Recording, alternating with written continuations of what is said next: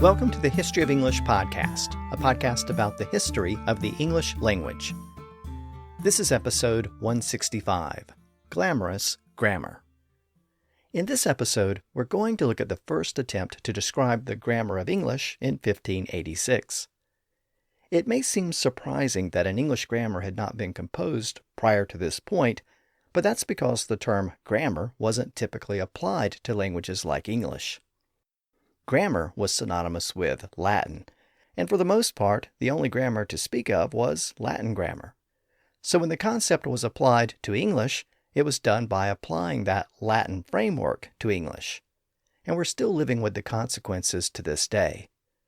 In this episode, we'll explore those developments, and we'll examine how they impacted the modern rules of English grammar.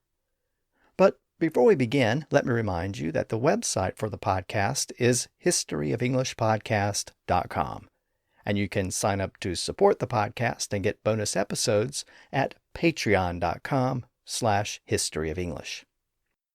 And let me also make a quick plug here at the beginning of the episode. For all of you who have listened to the entire podcast series and enjoyed the earlier discussion about Old English and the Anglo-Saxon period of England, I wanted to let you know that there's a relatively new podcast dedicated to that period called, appropriately enough, the Anglo-Saxon England podcast. So check that out if you want a more detailed look at the period. And since I'm plugging podcasts about Anglo-Saxon England, I should once again mention David Crowther's excellent podcast about the history of England called the History of England Podcast. It also has a companion series dedicated to the Anglo-Saxon period. And another great podcast that covers the same period in detail is the British History Podcast by Jamie Jeffers. So those are all great options for you if you want more information about the early speakers of Old English. And speaking of Old English, that's also part of this story about the first English grammar. Almost every aspect of English has changed since that earlier period. The vocabulary, the pronunciation, the spelling system, and of course, the grammar itself has changed radically over the past 1,000 years. As we've traced the changes to the language since then, you will have probably noticed that I've focused on those earlier factors, the changing vocabulary, the sound changes, and the evolution of the spelling. But I haven't had a lot to say about grammar. And that's partly because grammar wasn't really a focus of writers and scholars prior to this point. For the most part, when scholars wrote about English, they wrote about English words. They wrote about where the words came from and how they were spelled, and sometimes how they were pronounced. But they didn't write very much about how they were put together in a sentence. But around the current point in our overall story in the 1580s, that finally started to change. Now, I should probably begin by noting that the word grammar is a Greek word, and in Greek, it didn't really have the meaning that it has today. Grammar is a variation of the root word gram, which referred to anything that was written down. We have that Greek root in a lot of words today. A monogram is the written initials of a person. A telegram was a written message sent by telegraph. Today you might use Instagram, which is a combination of instant camera and telegram. And gram isn't necessarily limited to words that are written down. Early record players were called gramophones because the music was written into the vinyl discs that were played on it. And the recording industry gave out music awards that were called the Gramophone Awards, but they're known today as the Grammys. So believe it or not, the name Grammys and grammar come from the same Greek root word. Early on, the word grammar was more concerned with the study of the letters of the alphabet. And from there, it spread to a more general study of the words written with those letters. The study of letters was something that fascinated language scholars, but it also had practical applications. And one of those practical applications was espionage. In the Middle Ages and in the early modern period, people sometimes communicated in secret codes.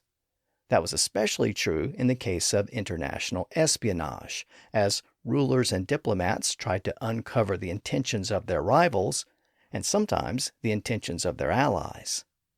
And during the reign of Queen Elizabeth, her spy masters had to work overtime to break the codes of conspirators and plotters who wanted to assassinate her. At the current point in our overall story of English, we find ourselves in the middle of the 1580s.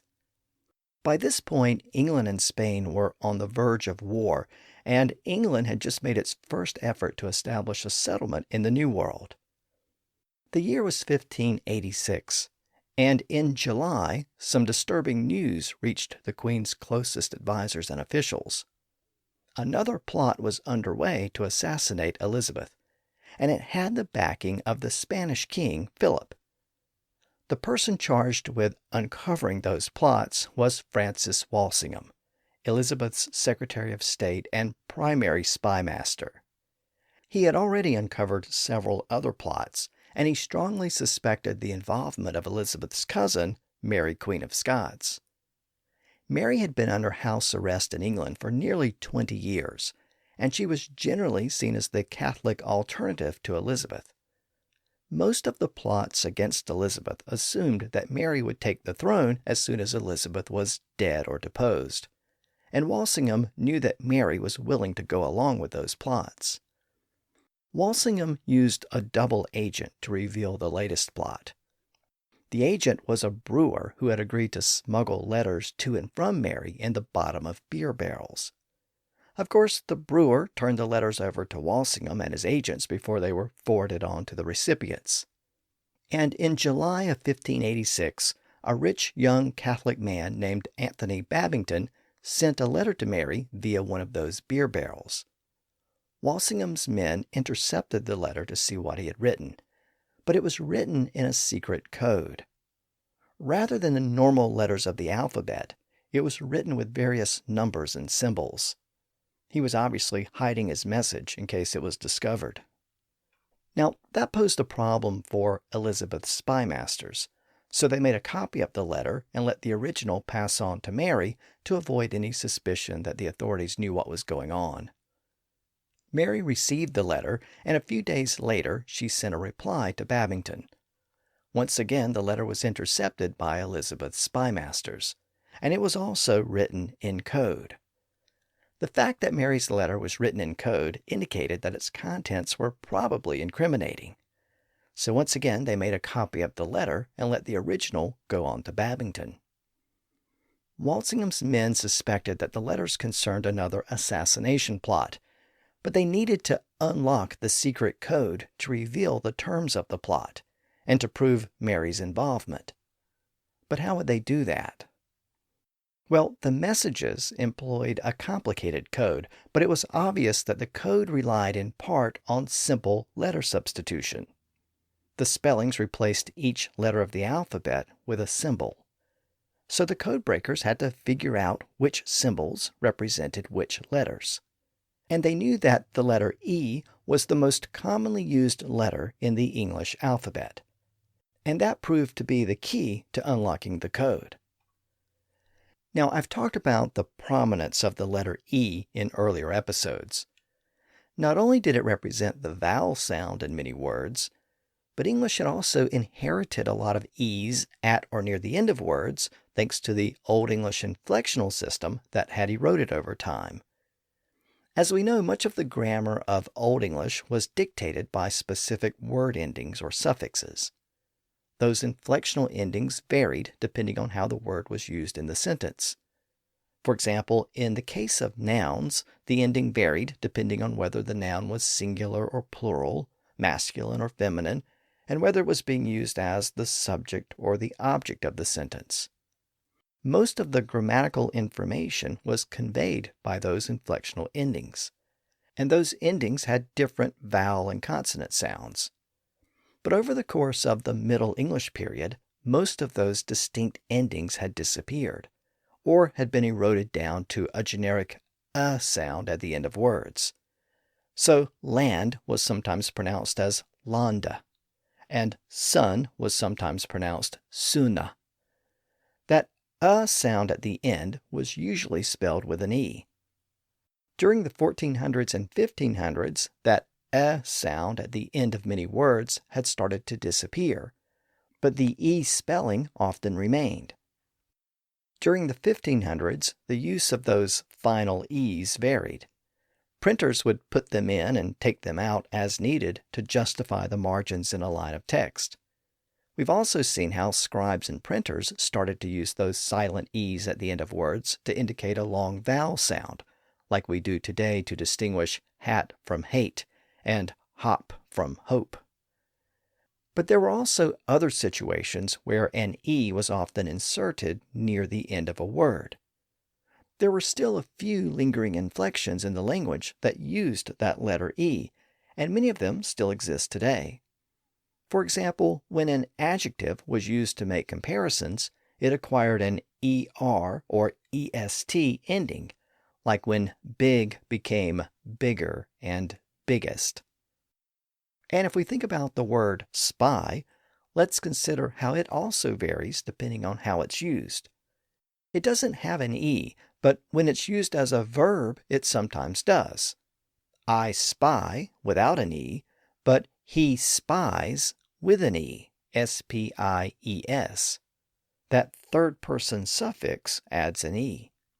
And I spy today without an E, but I spied yesterday with an E, S-P-I-E-D. That past tense suffix also adds an E. And I am one spy without an E, but together we are several spies with an E, S-P-I-E-S. And if I'm referring to the spy's mission, today I would add an apostrophe S. But in the Elizabethan period, the apostrophe wasn't used yet, so it would have also ended in ES. All of this points to something very interesting about the letter E. Its prominence in modern English is partly due to the fact that it's often used to represent the remnants of the Old English inflectional system. It represents the vestiges of what were once much more distinctive endings that have been worn down over time, and the letter remains at or near the end of many words, either as a silent E or used in conjunction with other consonant sounds as part of a lingering suffix or inflection. And in 1586, Elizabeth's spies used that prominent E to solve the secret code that Mary Queen of Scots was using. Since E was the most commonly used letter in English, the code breakers looked for the most commonly used symbol in the coded messages, and they assumed that it stood for the letter E. And then they applied the same basic approach to the other symbols, connecting the most commonly used symbols with the most commonly used letters in English. And after a bit of trial and error, they were eventually able to decipher the code and the contents of each message. The messages revealed a plot by Babington and 6 unnamed members of Elizabeth's court.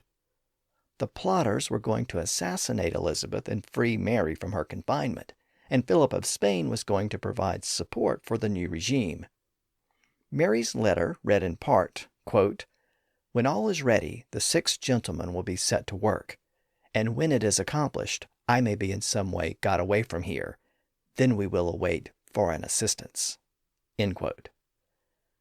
With the plot revealed, Walsingham and his fellow spymasters began to investigate the plot and the persons who might be involved. Over a dozen conspirators were identified, and a few weeks later, they were arrested. That included the original letter writer, Anthony Babington. This plot has become known to history as the Babington Plot, and it was the plot that sealed the fate of Mary, Queen of Scots. Her apartments were searched and her papers seized, and one of the documents found among her papers was the specific cipher that she used to read and write the coded letters. She'd been caught red-handed in a plot to overthrow Elizabeth, and she was soon charged for her role in the plot. A few weeks later, all of the plotters were executed, and Mary was found guilty as well. Of course, it was much trickier to execute Mary, since she still proclaimed herself to be the Queen of the Scots. Elizabeth knew that killing a fellow queen could be seen as justification for her own assassination, and she feared that it would provoke a civil war between Protestants and Catholics. So she hesitated to sign the death warrant. But in the end, Elizabeth's advisors convinced her to authorize the punishment. A short time later, Mary, Queen of Scots, was beheaded. Now, according to the surviving accounts of Mary's execution, she presented herself to the executioner with long auburn hair. But after she was beheaded, the executioner picked up the head by the hair, only to reveal that it was just a wig. The years of Mary's confinement and isolation had taken its toll on her. Not only had she aged considerably, but her actual hair was very short and gray. Whatever glamour she had once had as the Queen of the Scots had been lost during her nearly 2 decades of confinement. And speaking of glamour, it's a word that also has close ties to Scotland and close ties to grammar. It is, in fact, a Scots variation of the word grammar. I actually mentioned this etymology way back in episode 95, but it's a good time to revisit that fascinating linguistic connection. And to understand this linguistic connection, we need to delve a little deeper into the history of the word grammar. As I noted earlier, grammar is ultimately a Greek word. It passed through Latin and French and then into English in the 1300s. But in the Middle Ages, the word was really only used in regard to Latin. It was the study of the structure of Latin, and also the pronunciation and spelling of Latin. Remember that grammar was one of the 3 subjects of the trivium, the 3 basic courses that were taught to all students in the Middle Ages. Those subjects were grammar, logic, and rhetoric. All instruction was conducted in Latin, and English wasn't really taught at all. Through this process, grammar became synonymous with Latin. And since Latin grammar was one of the main subjects taught in primary schools, those schools came to be called grammar schools. And when children went to study at those grammar schools, which were mostly church schools at the time, they acquired the ability to speak Latin, this revered language of the church and of scholarship, and a language that most of the common people of England couldn't understand. It was almost like a secret code. Some people thought that the ability to speak that language was acquired through some type of magic or astrology. It was similar to healers who recited special charms and spells and incantations. So the word grammar started to acquire this broader sense in some places. It not only referred to a knowledge of Latin, it also referred to a knowledge of magic, witchcraft, and astrology. That was the sense of the word that developed in the north, in Scotland. There, the GR sound at the front of the word grammar evolved into a GL sound. I talked about the connection between the R and L sounds a few episodes back, and how those sounds sometimes switch back and forth. And that's how grammar produced the variant glamour in Scotland. And glamour took on that sense of magic or a spell. In fact, if you're a fan of stories about vampires, you've probably encountered that usage before. When a vampire casts a spell over a person, the victim is said to be glamoured. Well, over time, that sense of the word glamour spread throughout Britain, and eventually the sense of the word shifted to the magic spell-like qualities of someone who is very beautiful. People tend to be enchanted by someone who is beautiful and dressed up in elaborate clothing, and that led to the modern sense of glamour and glamorous. So the ultimate connection between glamour and grammar has to do with the mystery and enchanting nature of Latin in the Middle Ages, an enchantment that was later extended to fashion. Well, as late as the year 1586, the year that the Babington plot was uncovered, the word grammar was still synonymous with the study of Latin. But it was in that same year that the first attempt was made to apply those rules of Latin grammar to English, and it gave us the first English grammar book. Now, I should qualify that statement a little bit. The grammar book was composed by a printer named William Bullokar. he apparently composed 2 books on English grammar. One was a larger volume called Grammar at Large, which has been lost to history. The other was a smaller companion volume, which was intended as a summary of the main book. That shorter companion work is generally known today as Bullokar's Brief Grammar of English, and it's detailed enough to stand on its own as the oldest known grammar of English. I should also note that this particular book is mainly important because it was the first of its kind. But other than being the first, it didn't really have much of an impact on the language itself. It wasn't all that widely read at the time, probably because it was written in a special code. Now, the code wasn't the cipher used by Mary Queen of Scots and her collaborators, but it was a code that was difficult to read. Bullokar's code was actually a phonetic alphabet that he had devised a few years earlier. As we've seen in prior episodes, many scholars during the Elizabethan period thought that English spelling should match the way the words were pronounced, and several of them invented their own phonetic alphabets to make that happen. Well, William Bullokar shared that sentiment. 6 years earlier, in 1580, he had composed a book in which he outlined his ideas on phonetic spellings. He called it Book at Large for the Amendment of Orthography of English Speech. I didn't mention that book in those earlier episodes because it didn't really break any new ground. It largely followed in the footsteps of those earlier spelling reformers like John Hart and Sir Thomas Smith.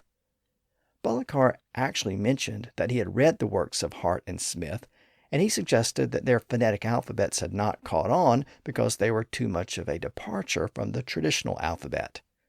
So he proposed a phonetic alphabet that was a little more conservative. He stuck to the letters of the regular alphabet.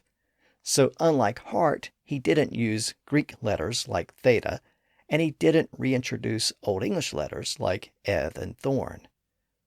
For sounds not represented with a specific letter, like ch and th and sh, he used the conventional approach and spelled them with 2 letters, ch, th, and sh, respectively.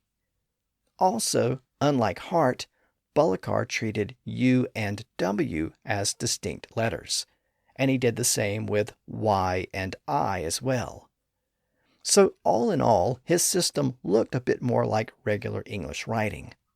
But strictly phonetic spellings were still difficult to read. He rejected spellings based on etymology, like the B's in debt and doubt, and he rejected the use of a silent E at the end of a word to mark a long vowel sound, and the use of doubled consonants to mark a short vowel sound. The differences in vowel sounds were represented with accent marks above the vowel letters.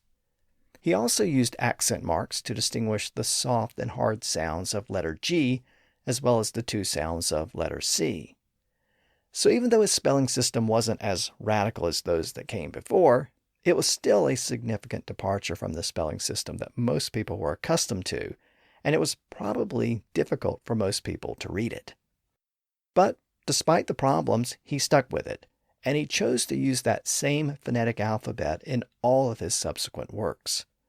So that's part of the reason why his works never really acquired much of an audience.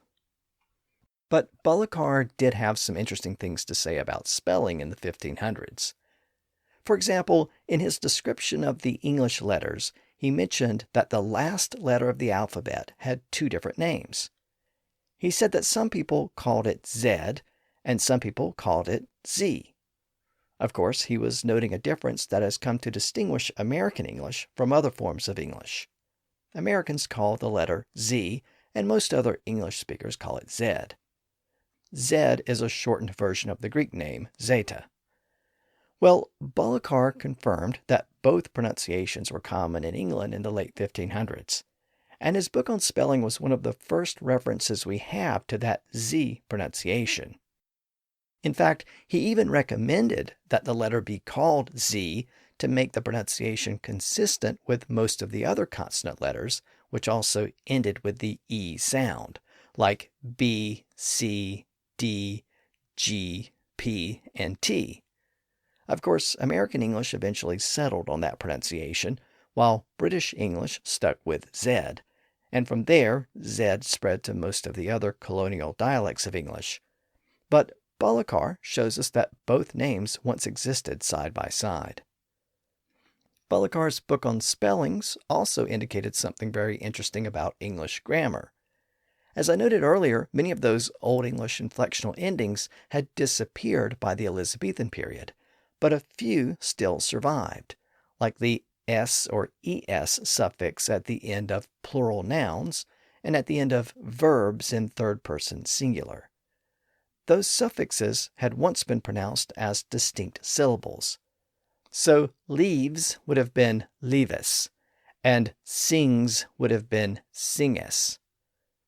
Well, those suffixes had been worn down over time, and in many words they were no longer being pronounced as a distinct syllable, so they were pronounced more like today. And the phonetic spellings of this period confirm that. Bullokar specifically wrote that the E was not pronounced in the plural suffix in words like words, cares, minds, bones, and so on.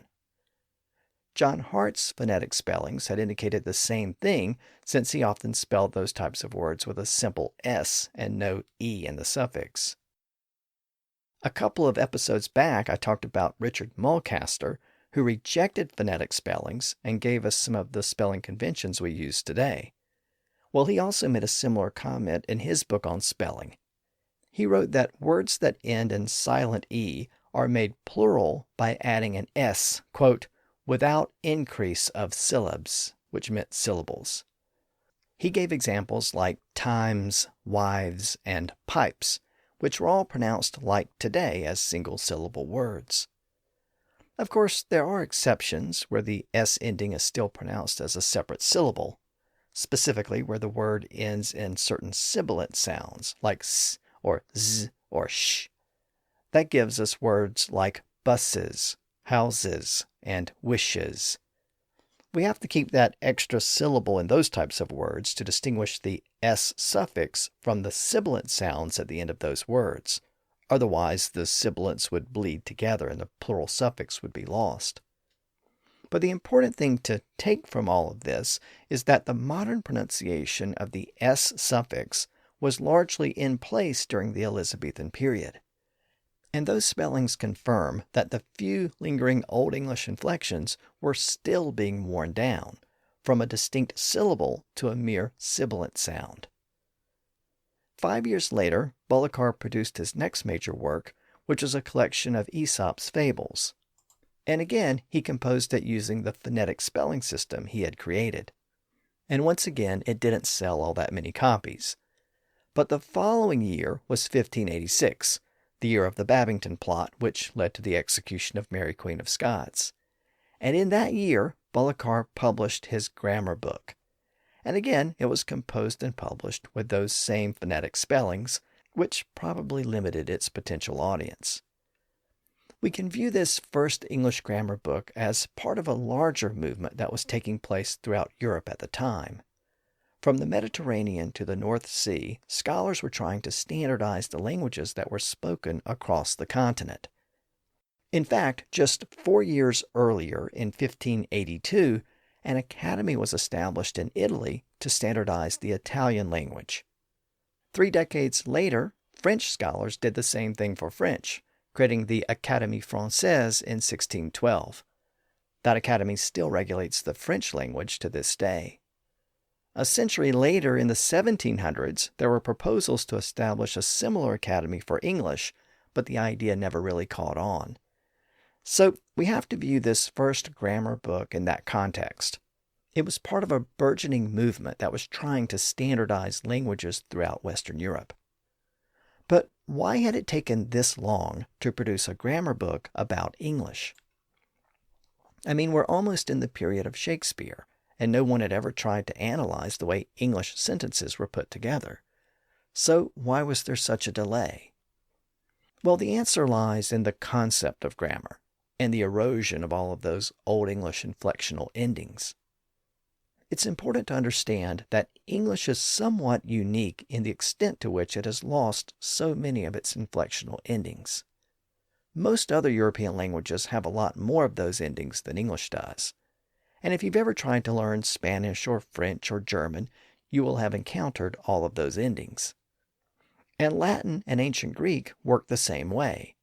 And that's because the original Indo-European language also had those same kinds of suffixes. I actually talked about that way back in episode 8 when I looked at Indo-European grammar. And those inflectional endings had been passed down to the various daughter languages over the centuries. Well, people in the Middle Ages and in the early modern period didn't understand the full linguistic history of those languages, but they knew that Latin and ancient Greek had a highly developed system of inflectional endings, and most other European languages had a similar system. So they thought that that was the way grammar was supposed to work. The study of grammar was really the study of the way in which a word varied in a sentence to convey some important information. It was the study of the endings that were placed on a noun to indicate whether it was the subject or the object of the sentence, whether it was masculine or feminine, and whether it was singular or plural. It was also the study of the endings that were placed on a verb to indicate whether the action was happening in the present or the past or the future, and whether it was describing an ongoing action or a completed action. It was also the study of endings placed on other parts of speech to convey other information in a sentence. Modern linguists use the term morphology to describe the ways in which a word can vary in a sentence to indicate some bit of grammatical information. And that's really what a student learned when studying Latin grammar, because that's how Latin grammar worked. Grammar was morphology, the study of suffixes and prefixes and other word variations. There was a sense that Latin was a proper language because it had that sophisticated system of suffixes. And there was also a sense that other European languages in the 1500s had deteriorated from that early, pure state. Some languages had started to simplify their inflectional systems and had started to replace some of those endings with a specific word order. And there was no more obvious example of that than English. When English started to abandon many of its inflectional endings in late Old English, speakers had to come up with a new way to convey the information that was normally conveyed with those endings. So they adopted the modern approach of conveying that information with a fixed word order. Today, the subject of the sentence typically comes before the verb, and the verb typically comes before the object. And it does that because we no longer have the suffixes that told you which noun was the subject and which noun was the object. So today, that information is largely conveyed by the placement of the words. The ordering of words in a sentence is called syntax. So in linguistic terms, modern English grammar relies heavily on syntax, or word order, whereas Latin relied more on morphology, or changes in word forms. Of course, English uses both today, but word order conveys most of the grammatical information in a sentence. If I give you a sentence like, saw in the man wearing the woman a hat the bus, it makes no sense. But if I reorder the exact same words, we get, the man in the bus saw the woman wearing a hat. Now it makes sense, because the words are ordered in a way that conveys the information we need. We know that the man was the one looking because man comes before the verb saw. And we know that the woman was being seen because woman comes after the verb. And we know that the man was in the bus because in the bus is a prepositional phrase and it comes immediately after the word man. The man in the bus. And we know that the woman was wearing a hat because the phrase wearing a hat comes immediately after woman. The woman wearing a hat.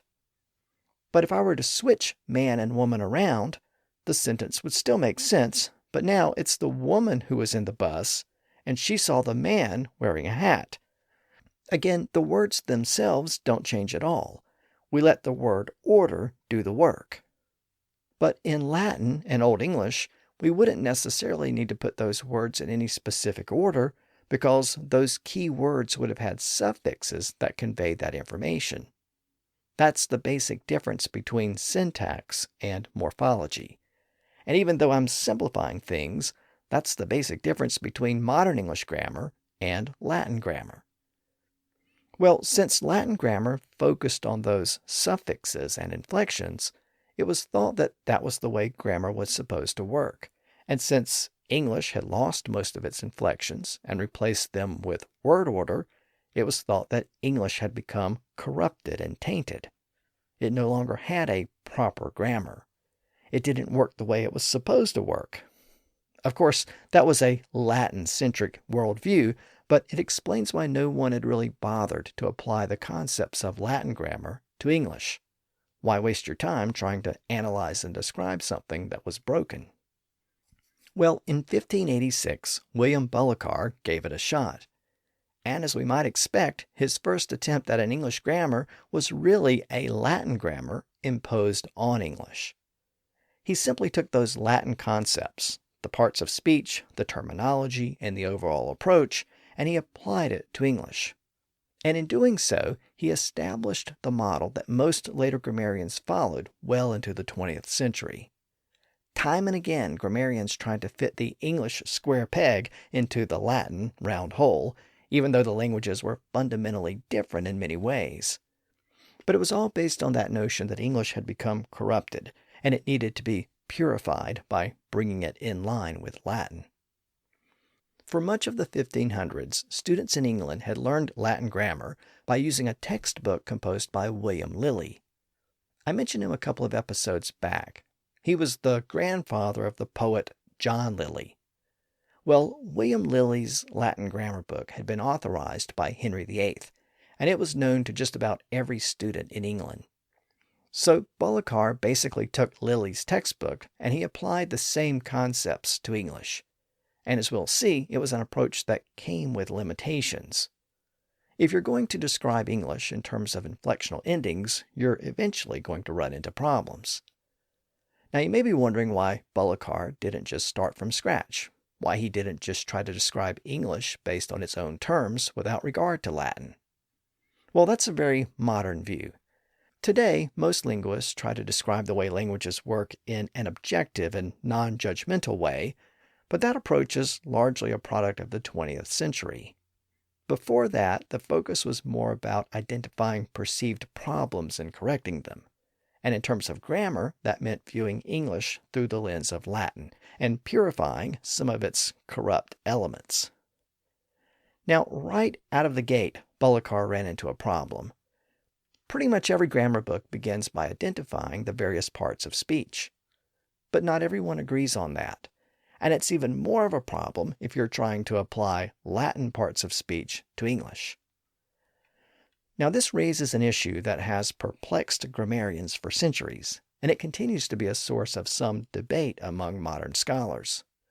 Just how many parts of speech are there?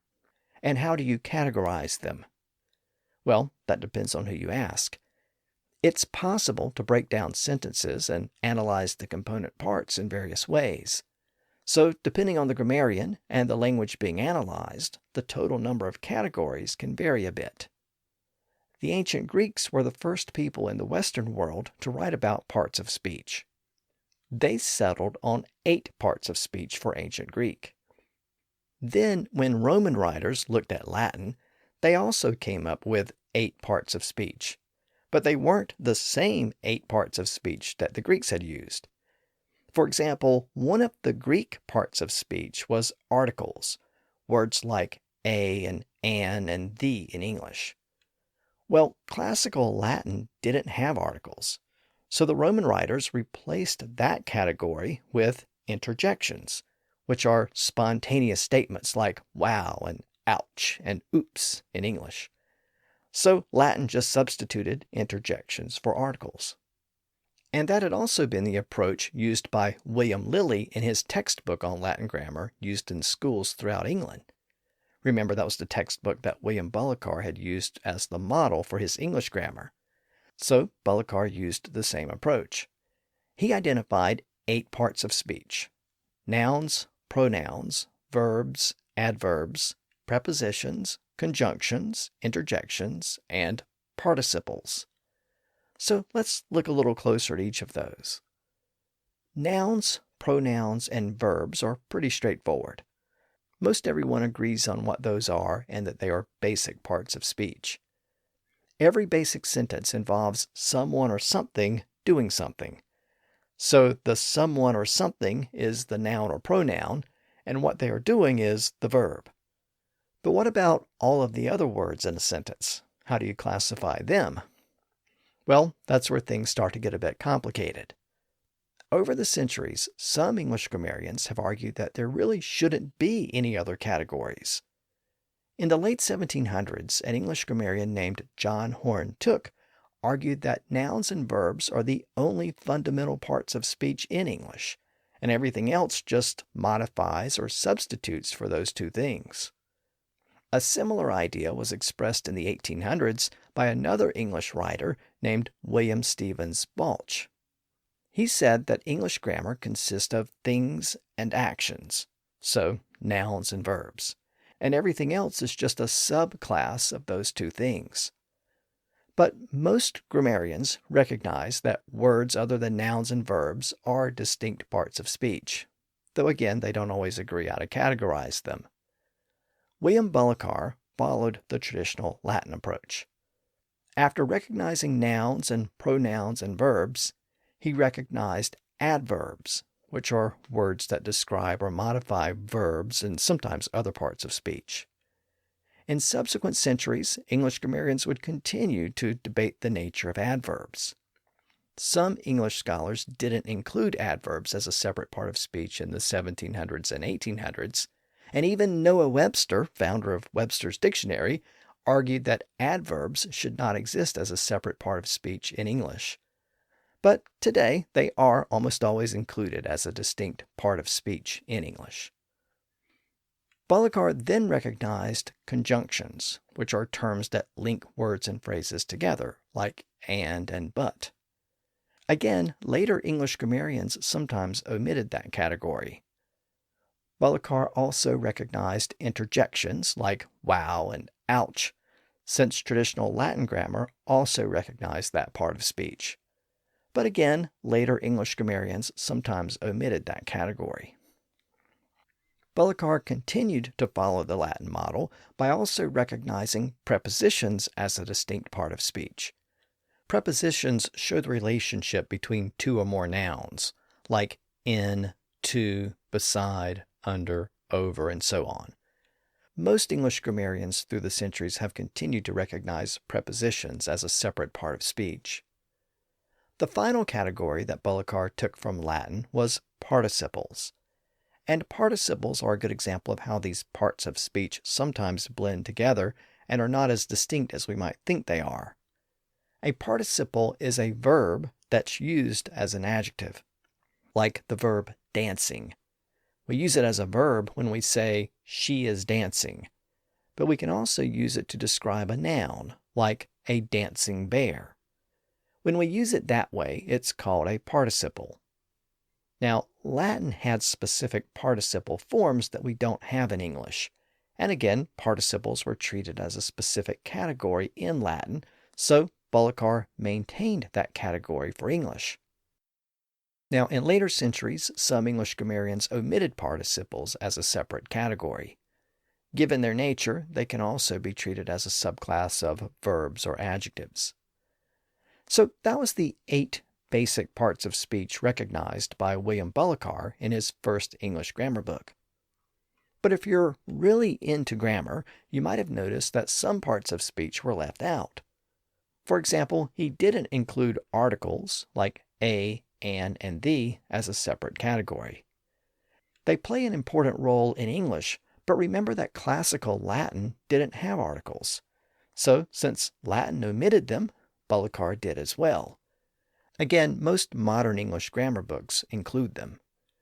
And there was also one other really important category that Bullokar didn't mention: adjectives. Adjectives are words that describe or modify a noun or pronoun, like big, smart, fast, pretty, and so on. Now, obviously, that seems like a really important category, but it wasn't included. As I noted, Bullokar did include participles, which are verbs that function as adjectives, but he didn't include a separate category for adjectives. So why was that? Well, again, it was because Latin didn't treat adjectives as a distinct part of speech. And that may sound crazy, but Latin placed adjectives under the general category of nouns. But why? Well, as I just noted, adjectives describe or modify nouns, so they sort of go together. But the ultimate answer has to do with those Latin inflectional endings. The inflectional endings used for an adjective had to match the gender, number, and case of the ending used on the noun it was describing. So in the mind of Latin grammarians, adjectives and nouns were fundamentally linked together. So it made sense to treat them together as the same part of speech. But of course, since English doesn't work that way, that connection didn't really make sense. And later English grammarians had to create a separate category for adjectives. So I hope you can start to see the problems that arise when you try to describe English grammar using the general framework of Latin. The two don't always go together. Now, Bullokar recognized that nouns and adjectives needed to be distinguished in English, so he adopted an approach that other grammarians also adopted to deal with this issue in Latin. He divided nouns into two subcategories, nouns substantive and nouns adjective. The former just meant regular nouns, and the latter meant adjectives. So he essentially recognized the modern distinction between nouns and adjectives, but he did it within the larger category of nouns. As more and more writers wrote about English grammar, they gradually distinguished them as completely separate parts of speech. And to illustrate how these categories are somewhat arbitrary, many modern grammarians lump together certain kinds of adjectives, some pronouns, and the articles into a general category called determiners. So again, there are many different ways of thinking about these various parts of speech and how they relate to each other and work within a sentence. Now, in Bullokar's grammar, his first detailed discussion of the parts of speech was reserved for nouns. He wrote that a noun was anything that may be seen, felt, heard, or understanded. Today we would say understood, but understanded was common in the late 1500s before it gave way to understood. Having defined what a noun was, a typical Latin text would then talk about the grammatical gender of nouns. I've talked about grammatical gender before, and if you've ever studied other European languages, you know what I'm talking about. It's the idea that every noun is classified as either masculine, feminine, or neuter. And that classification is a factor in determining what kind of suffix is to be used with the noun. Most Indo-European languages have grammatical gender because the original Indo-European language had it. And Latin had it too, and so did Old English. But English lost those distinctions in early Middle English. So it didn't really make sense for Bullokar to discuss grammatical gender in his grammar book. As a result, he simply skipped over that topic. But with respect to nouns, the suffixes used in Latin were not just based on grammatical gender. They were also based on other factors. One of those factors was number, so whether the noun was singular or plural, so whether we're talking about one of something or multiple units. In Latin, there were different inflectional endings for singular nouns and plural nouns, so Latin grammar books discuss that distinction. Of course, English has also retained a suffix to mark that same distinction. As I noted earlier in the episode, we use an s or es suffix to indicate plurality in modern English. So that's one of those rare inflectional endings that has survived in English. Old English was more like Latin in that it had a lot of different suffixes to indicate if the noun was singular or plural. The plural s suffix that we use today is derived from one of those old suffixes. It became the general plural suffix over time, and the others disappeared. I should also mention that Middle English also had an en suffix to show plurality, which still survives in words like oxen, children, and brethren. Very few words use that suffix today, but during the Elizabethan period, a lot of other words used that suffix. If you look through the works of Shakespeare or other writers in the late 1500s, you'll find many examples of that en plural suffix, like eyen for eyes, peasen for peas, hausen for houses, and hosen for hose, like you wear on your leg. It was also common to find kine for cows and shoon for shoes. In fact, Shakespeare used both shoon and shoes in Hamlet, so that shows how those plural suffixes often existed side by side at the time. Now, as I said, number was a factor in determining what inflections were used on nouns in Latin, but it wasn't the only factor. The suffixes also depended on how the noun was used in the sentence, whether it was the subject of the sentence, or a direct object, or an indirect object, or if it was showing possession, like the word dog in the dog's collar. There was also a specific set of Latin endings that applied when the noun was used in some other unique ways that don't really apply to English. Each of those situations were called cases, and Latin had fancy terms to describe each of those situations. When the noun was used as the subject of a sentence, it was called the nominative case, and when it was used as the direct object, it was called the accusative case, and when it was used as an indirect object, it was called the dative case, and so on. And again, the suffixes varied in each of those cases. Well, of course, English nouns don't work that way. For the most part, they don't change, no matter how they're used in a sentence, because, again, English relies on word order, not suffixes. So in the case of the word dog, when it's used as the subject, it's dog. The dog barked at the moon. When it's a direct object, it's also just dog. The man petted the dog. And when it's an indirect object, it's still just dog. I gave the dog a bone. In Old English, the word would have had a different suffix in each of those sentences, but those suffixes have disappeared over time. So when William Bullokar got to that point in his discussion about nouns, he could have just disregarded all of those Latin cases, the nominative, the accusative, and the dative, because they don't really affect the way nouns work in English. But he went there anyway. He did modify the categories a little bit, but he still talked about how nouns were used in English based on how they were used in Latin. Again, he was trying to make English fit into the Latin box. So I hope you can start to see the problem with using Latin concepts to describe English grammar. Sometimes it worked, and sometimes it didn't. And Bullokar continued that same approach as he examined verbs, participles, and other parts of speech. As I noted earlier, the English grammarians that followed Bullokar maintained that same general approach. In fact, the next two major works on English grammar in the 1600s not only continued to apply Latin concepts to English, but they were actually written in Latin. That was the case with a grammar book composed by Alexander Gill in 1621 and a separate grammar book composed by John Wallis in 1653. The application of Latin concepts to English was so strong that later grammarians actually tried to change English to make it fit the Latin model better.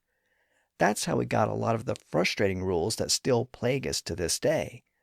For example, English grammar has a formal rule that says that a sentence cannot end in a preposition, and that's because Latin sentences could not end in a preposition. It's right there in the Latin word preposition, or preposition if we break it down. It's called that because that part of speech took its position before the noun it introduced. As the name indicates, it could only occur before a noun. In Latin, it couldn't exist by itself at the end of a sentence, like, "Do you know what I'm talking about?" If we were strictly governed by Latin grammar, we wouldn't say that. We would say, "Do you know about what I am talking?" Latin also gave us the rule that says you cannot split an infinitive in English, because a Latin infinitive was a single word, so you couldn't divide it in Latin. But an English infinitive is two words, to plus the verb, like to say, to be, or to go. Again, according to those later grammarians, you're not supposed to split up an infinitive like to go by putting a word in the middle, but English speakers had a long history of doing just that. Star Trek begins with the well-known tagline, "To boldly go where no man has gone before," not "to go boldly where no man has gone before." So the split infinitive rule is a completely arbitrary rule that was imposed on English by grammarians in order to make English work like Latin. But that Latin-based approach to English grammar did eventually meet with resistance in the late 1800s and 1900s. In England, school teachers eventually pushed back against the Latin rules that were being imposed on English. There was such a concern over the way that grammar was being taught that the English government directed elementary schools to stop teaching grammar in 1890. 20 years later, a circular was issued by the government that was called The Teaching of English in Secondary Schools. It read in part, quote, "In the past, the formal teaching of English grammar was based on Latin grammar. It is now recognized that this was a mistake founded on a whole set of misconceptions." End quote. Then a separate report was issued which recommended a brand new approach to teaching grammar in schools. It read, quote, "What this structure is, we are only now beginning to find out. It is possible that future textbooks on English grammar will wear an air very strange to those brought up on cases, declensions, conjugations, etc., that we shall hear of new parts of speech and much of word order, token words, and the like." End quote. That more modern approach did eventually gain acceptance, and modern English grammar books are less inclined to use that old Latin terminology. But as modern grammarians try to explain how English works in its own terms, they don't always agree on the specifics. The concepts and terminology of English grammar can still vary quite a bit from one grammar textbook to another. So we might say that English grammar is still a work in progress.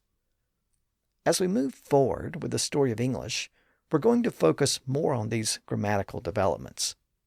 We'll encounter some of the greatest writers and some of the most well-known pieces of literature composed in the English language.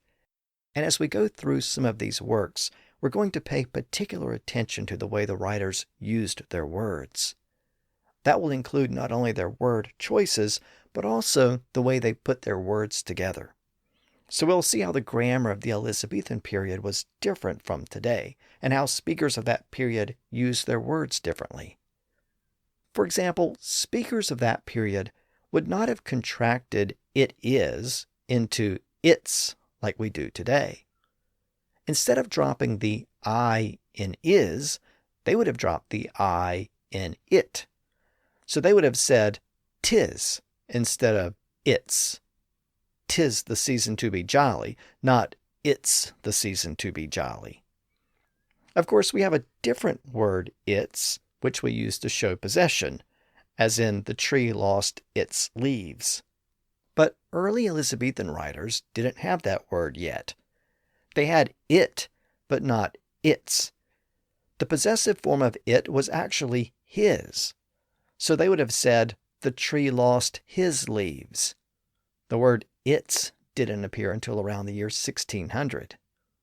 And speaking of "his," Elizabethan speakers often used "his" to show possession in a way that seems very strange to us today. They would say things like "Jack his house" rather than "Jack's house," and "the king his throne" rather than "the king's throne." Of course, Elizabethan writers also used thou, thee, ye, and you, where we would just use you today. They used verb forms that ended in st and th, like speakest and speaketh, which we no longer use today. And Elizabethan writers would have used the pronoun which in places where modern speakers would use who.